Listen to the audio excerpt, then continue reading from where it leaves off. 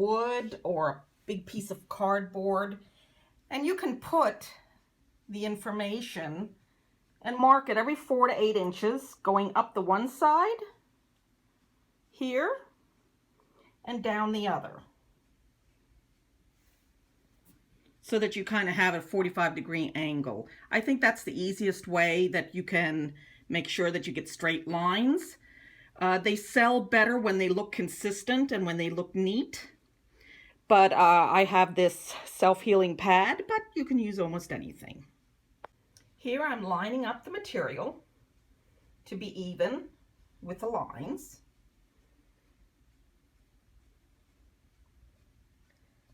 I like to use a metal ruler, personally. I'll line it up here at 8 inches. Make sure it also lines up here at 8 inches. And then I'm going to go ahead and cut right along there. Right along here. I'm going to cut the 8 inches. I use a wheel cutter, which is this thing right here. But you can also use the electric scissors. Because when you start doing a whole bunch of these, and you just squeeze them together, and they'll cut, they're not that expensive. Because when you start making a lot of these, your hand's going to get tired of cutting. Okay. Okay, so I have them done here. I have them folded, right side in, wrong side out.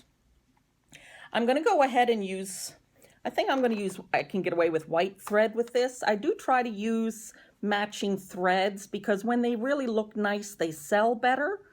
I try to get material, that uses black, white, or navy. Those are the predominant colors. But, around Christmas, you're going to use red, or in Halloween, you'll use orange. So I try to keep those kind of colors on hand. Anyway, we're going to sew these now. What's nice is you don't have to be too precise. I'm going to start with the folded side on here. And we're just going to go ahead and sew. Here's the folded side, which is here at the end, and I'm going to go down this side. I'm going to do all of these down one side, and then I'm going to flip them over and do all of them on the other side. Because when it goes kind of like a machine, or when it goes kind of like a conveyor belt, it goes a lot quicker, and you can get more of them done. So here we go. I'm going to make the first.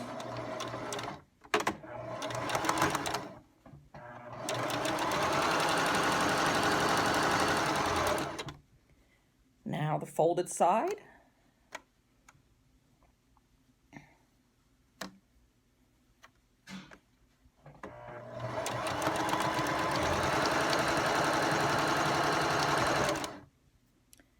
And I'm going to do all of them all down the one side.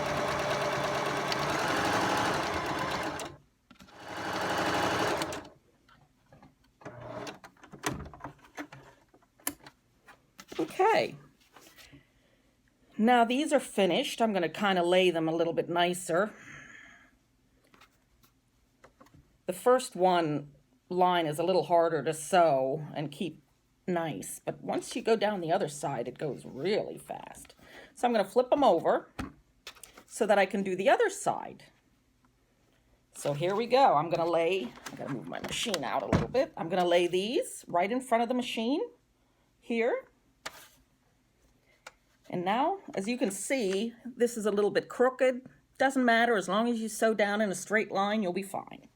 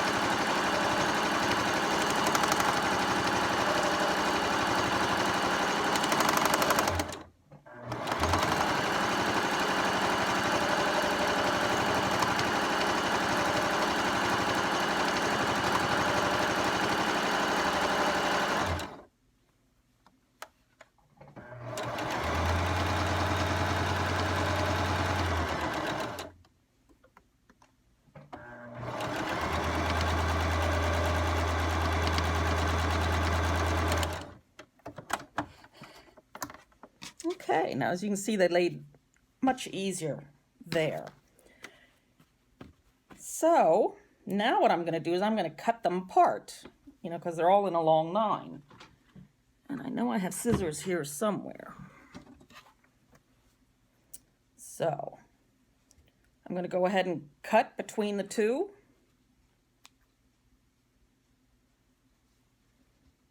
And fold them down, the ones that I've already cut. I hope you can see this.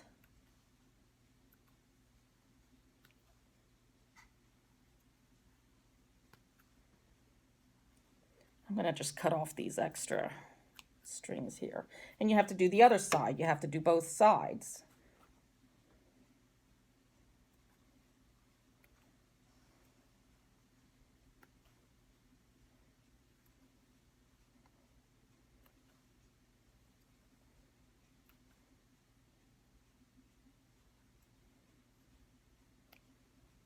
Okay, so here they all are sewn.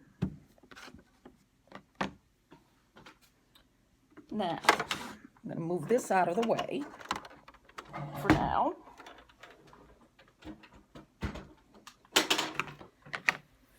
This is where Girl Scouts come in handy. When you have a whole bunch of these made, like this, either you can or they can. I usually get them to do it. They're anxious to help. I turn them inside out. Try to get the corners. Again, if you make them look nice, they sell better. It takes some practice to, you know, get the, you know, especially with the sewing part, you know, till you can go real fast and make it real easy. So here we're going to just pile them up.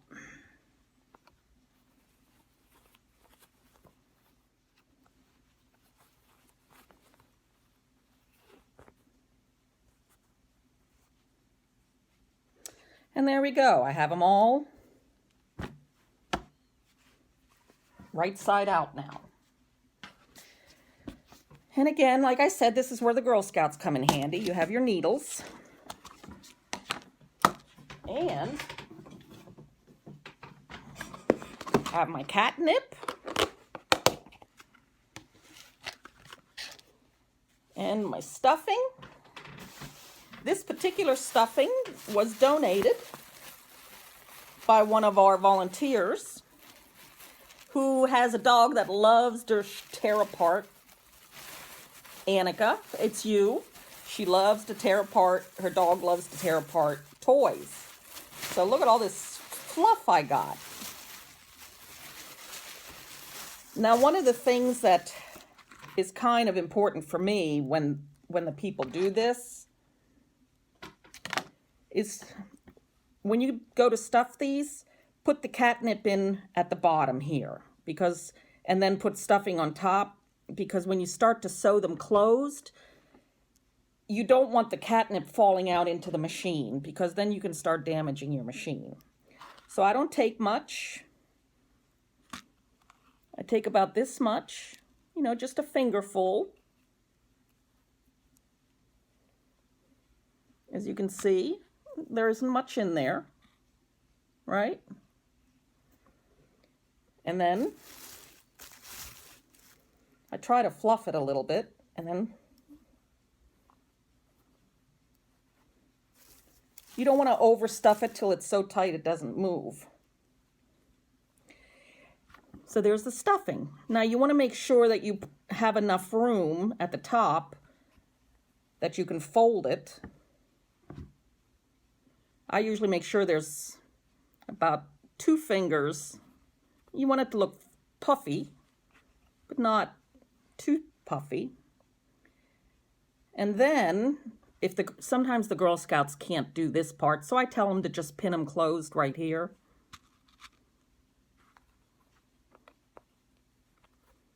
Like this. But if they're any good and they can do it, I have them fold them in.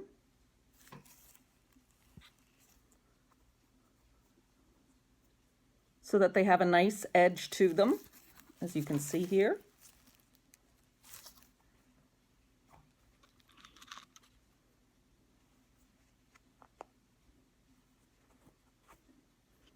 and then I pin them closed.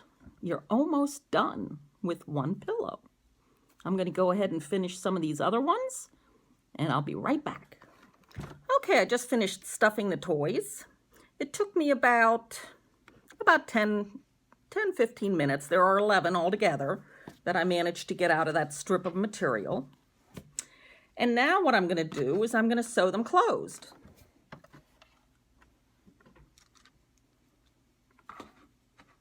So I have my little pin thing here to put the pins in as I sew. I do try to double stitch on each end so that they hold up to the cats better, because the cats do like these things.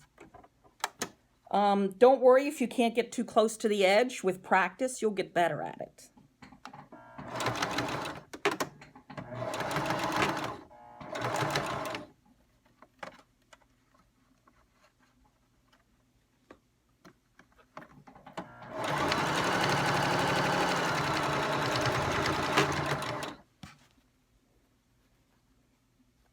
And I like to do things in assembly line.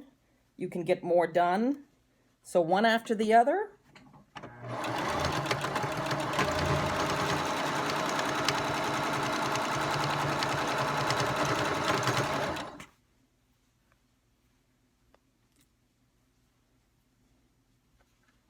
So you get them back from the Girl Scouts, and then you can just sew them closed.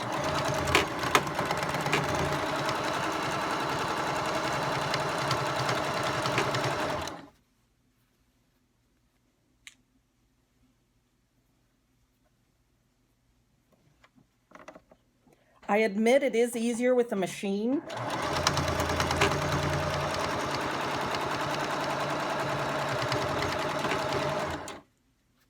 One lady, she used to do all these by hand.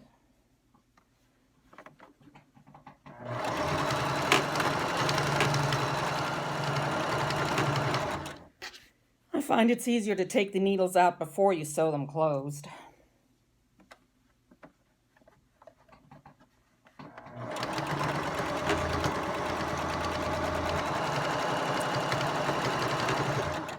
And there we have the last one. Oh, damn. This is not what I wanted to happen. Okay, yes, I did drop my needles on the floor. So now here we have our string of pillows. And then from here, I'll just cut them.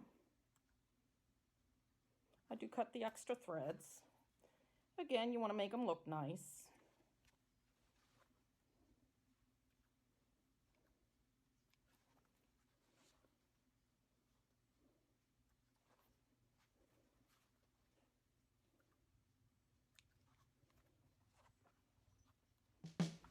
So there you have pillows sewn closed. They're cute. They sell for $1 each, and I've made thousands of them. But that also means I've made thousands of dollars for our rescue, which is quite a few vet bills. So there you go.